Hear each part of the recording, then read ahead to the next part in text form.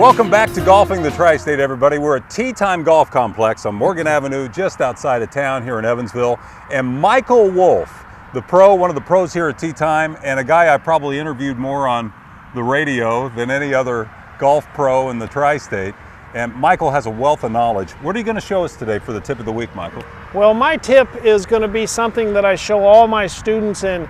And rather than a tip about a certain area, I'm going to talk about something that's very important to me. When someone comes to see me for golf lessons, I let them know from the beginning that I'm not interested in a random group of mechanics or a lot of experimentation. I believe if you're going to make any type of long-term progress in golf, you have to adopt a method and practice that method consistently. For instance, your grip. It's the most important fundamental.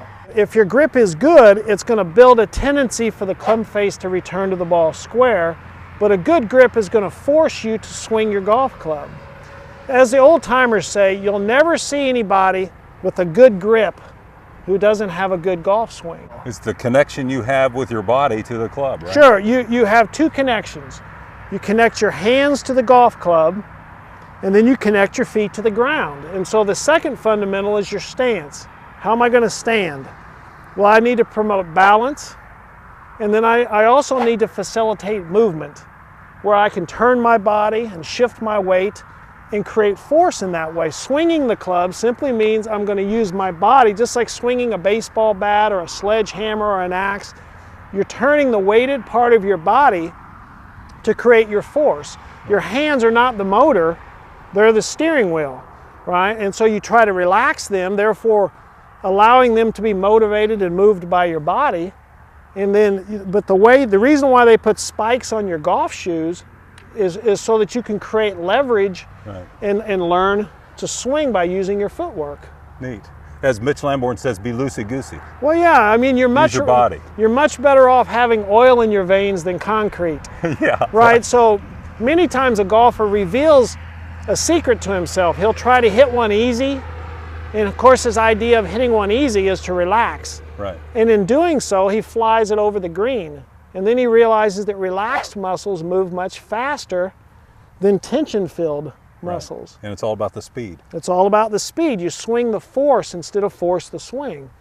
And so once I've taught you how to hold it and how to stand, then I can teach you how to swing the golf club, what that's going to feel like. I mean, you've got the mechanical part of it, but then I need to teach you what to feel.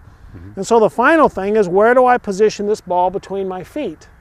Now, you've probably heard different things about ball position, haven't you? Yeah, kind of in the middle with an iron and toward your outside foot, your lead foot for maybe a driver or wood. Well, since I was young and when I started playing golf, there's always been two theories. Move the ball around depending on the length of the club or the loft on the club, where Hogan and Nicklaus tried very hard to get us to keep the ball in the same spot, to learn to hit the ground in a consistent spot, and just vary the width of your stance with your right foot.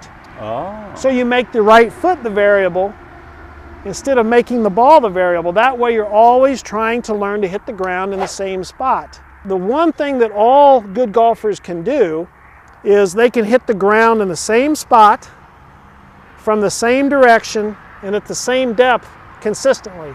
Right. If they can do that, they can play golf. Well, you're not going to develop that instinct unless you keep the ball in a consistent area and then learn to return to that area. Learn to swing the club to that area. How about how far away you stand from the ball with the different clubs? Well, every golf club is a different length. And so with that changing, that's going to move you further from the ball or closer to the ball.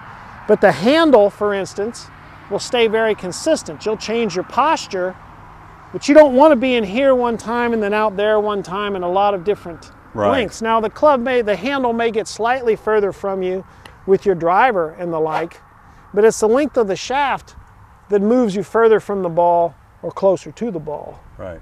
Very good. Have a good method. Yeah.